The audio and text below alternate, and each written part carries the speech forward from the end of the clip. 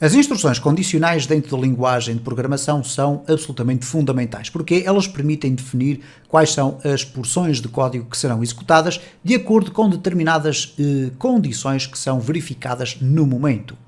Neste caso, uma das instruções condicionais mais conhecidas é a instrução if. Vamos ver alguns detalhes sobre este tipo de instrução. Temos aqui um exemplo do que é uma instrução if muito simples. Neste caso temos um valor x igual a 10 e a seguir temos a instrução if. O if é logo seguido de um parênteses dentro do qual nós vamos definir qual é a condição a avaliar.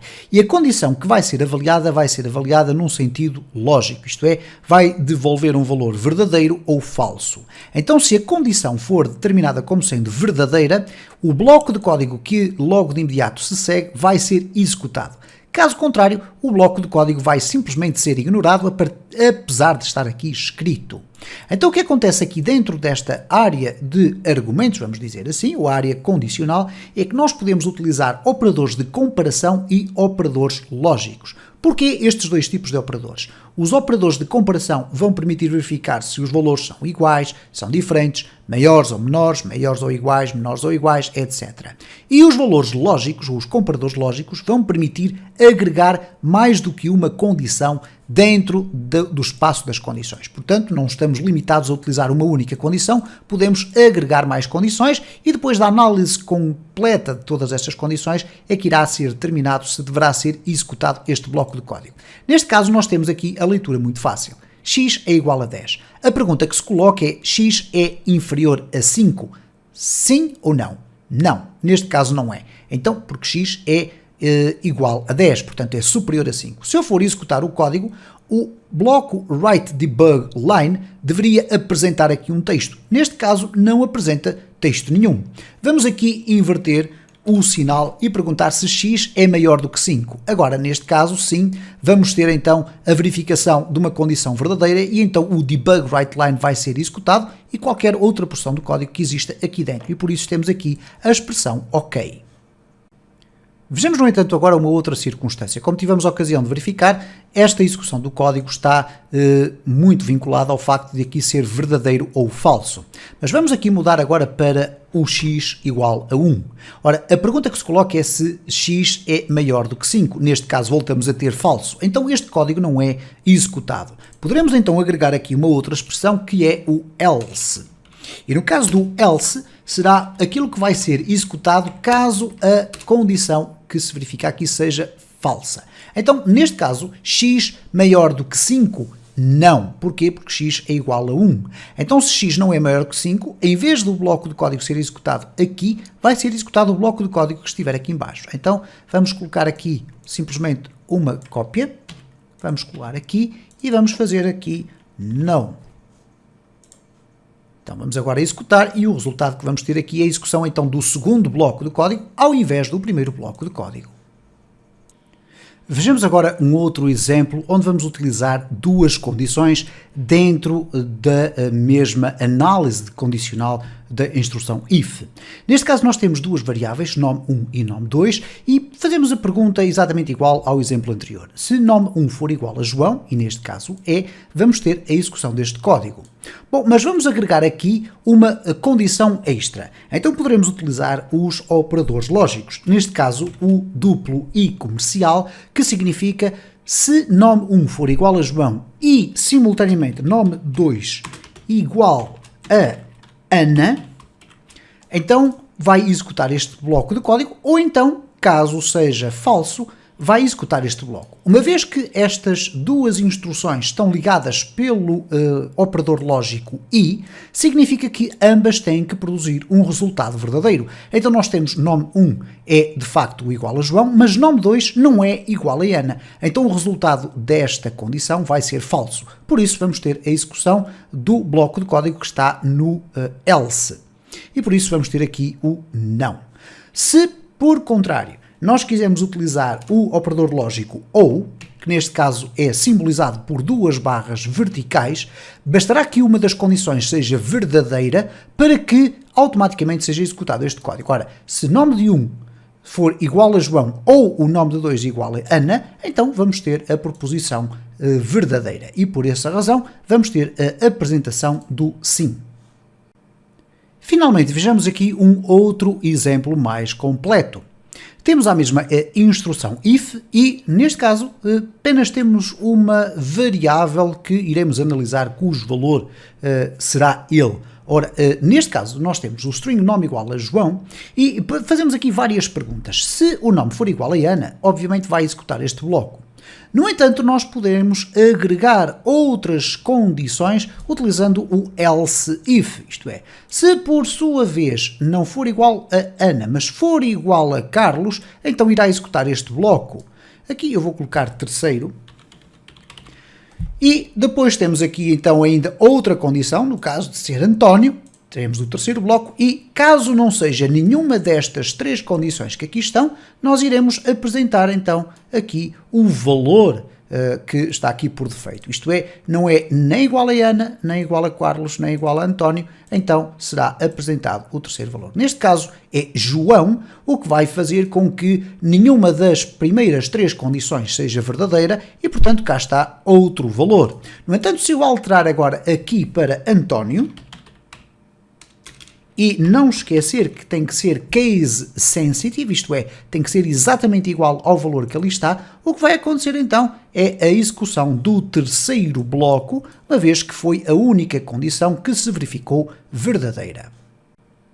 Outra instrução condicional é a instrução switch. Ela funciona de uma forma relativamente semelhante à instrução if, mas vamos ver já de seguida como é que o switch é aplicado na prática. A instrução switch tem então uma função muito semelhante ao if. E o if, se for estruturado de uma determinada forma, com else if e else, etc., vai ter na prática um resultado final muito semelhante ao switch. Então o switch começa por ser o quê? Uma estrutura que, ao contrário do else, vai ter aqui uma estrutura de casos. Ora, o que é que o switch faz? Nós temos aqui uma variável nome, cujo valor é igual a João. É uma variável alfanumérica, mas poderemos utilizar outro tipo de variáveis, nomeadamente variáveis inteiras. Então, quando nós definimos um switch, nós vamos dizer por dentro daqui dos parênteses qual é o valor que vai ser analisado. E este valor vai ser analisado em cada um dos casos. Não será analisado aqui, ao contrário do que acontece com o if, mas sim dentro deste bloco todo, onde estão as diversas situações.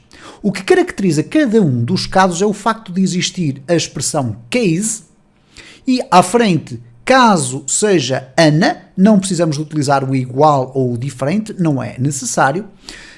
Caso seja Ana, vai executar todo o código que estiver aqui indicado e todas as linhas subsequentes, até encontrar o break. A expressão break significa quebrar a leitura do código. Isto é, nós vamos ler aqui a condição switch, neste caso o switch nome, e ele vai procurar qual é o caso em que o valor nome tem o valor que está definido aqui à frente. Reparem que aqui temos dois pontos que indica a separação para o bloco de código. Não temos o abrir e fechar chavetas.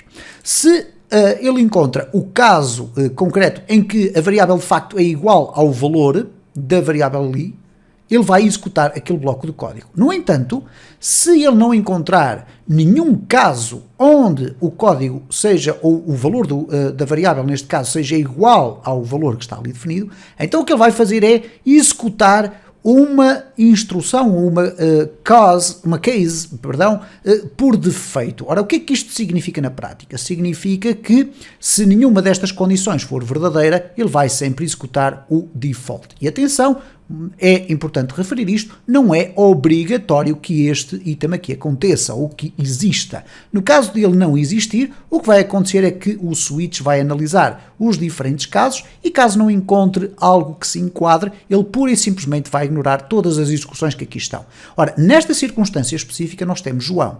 Não é igual a Ana, mas é igual ao segundo caso, por conseguinte vai apresentar o segundo bloco. Vamos deixar aqui que o código seja executado e cá está então o segundo bloco. Mas vamos aqui alterar para João 1. Ora, nesta circunstância não existe nenhum caso que seja igual àquele valor. Então o que vai acontecer vai ser a execução do bloco de código que está aqui no default. Cá está outro bloco que é exatamente aquilo que nós temos neste espaço. Ainda sobre o switch, vejamos aqui um outro caso. Vamos imaginar que nós queremos que uma determinada parte do código, ou neste caso um bloco case, seja executado caso o valor da variável seja igual a um de vários valores. Nós temos aqui João e depois temos aqui case Ana. Dois pontos, case Manuel ou case Carlos, o que vai executar a este bloco. Isto significa dizer que se o valor de nome for igual a qualquer um destes valores que aqui está, então o bloco de código vai ser executado é este. Caso contrário, se for só João, vai ser executado este e no caso de não ser nenhum destes valores, nem ser o João, obviamente vai executar o default. Chama atenção para um aspecto do Visual Studio muito interessante, que é o seguinte, vamos imaginar que nós colocamos aqui João. O que vai acontecer então é a apresentação de um erro. E porquê? Nós não poderemos ter dentro do mesmo bloco switch uma análise de dois casos iguais. Temos aqui o João aqui em cima, obviamente não poderemos voltar a repetir o mesmo valor e neste caso o Visual Studio vai acabar por nos ajudar a encontrar aquilo que seria um potencial erro perigoso para a nossa aplicação. Mais um detalhe ainda sobre o switch. Verifiquem agora esta construção do código. Neste caso nós temos aqui o nome igual a João e vamos perguntar ao switch qual é o nome. No caso de Ana temos a execução deste bloco. Agora reparem no caso do João. Utilizamos a expressão goToCaseAna. Ora, o que isto significa na prática é que se o caso for igual a João, ele vai executar o bloco de código que aqui estiver dentro. Ora, neste tipo de estrutura poderá parecer redundante, não fazer qualquer sentido, mas numa estrutura switch bem mais complexa poderá fazer todo o sentido. Isto é, nós termos circunstâncias em que caso a variável seja de um determinado valor, executar o bloco de código que está inserido já num outro caso anterior ou posterior. Uma outra instrução condicional é o operador ternário. Ele funciona quase como se fosse um if, mais simplificado, porque funciona normalmente numa linha só. E na maior parte dos casos é utilizado para acelerar o processo de escrita do código, no sentido em que não é necessário estar a escrever uma estrutura demasiado complexa, como é o caso de um if ou de um switch. Este é um exemplo básico da utilização do operador ternário. O operador ternário está ali colocado na segunda declaração. Nós temos aqui uma variável x inteira igual a 10. E depois temos aqui uma string nome, que nós poderíamos ter aqui definida logo com João ou com Carlos, mas nós quisemos condicionalmente definir nome com o valor João ou com o valor Carlos. E utilizamos para isso o operador ternário. O operador ternário é todo este conjunto de instruções que estão aqui até ao ponto e vírgula. O que é que estas instruções fazem? Em primeiro lugar, nós temos aqui a condição. A condição vai perguntar ao sistema se x é superior a 20. Ora, neste caso x é igual a 10, não é superior a 20.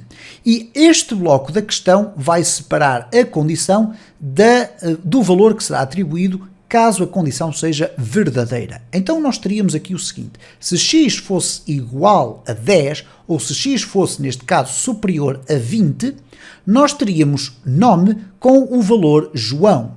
Os dois pontos vão separar o positivo do negativo. Isto é como se no if nós tivéssemos aqui o else. Então, neste caso, uma vez que x é maior é igual a 10 e, portanto, x maior que 20 é falso, o que vai acontecer com a string nome é que vai ter o valor Carlos, ok? Então, se nós executarmos agora o código, vamos verificar aqui no fundo que o resultado vai ser Carlos. Por conseguinte, então, nós temos x maior do que 10 e, portanto, ou melhor, x maior do que 20 e, portanto, diferente de 10, logo ele vai ter este valor. Se eu tivesse colocado aqui, se x for maior do que 2, por exemplo, ora, x é igual a 10, portanto, x é maior do que 2, então ele vai ficar com o valor positivo aqui do operador ternário. E, por conseguinte, vamos ter lá embaixo no resultado, João.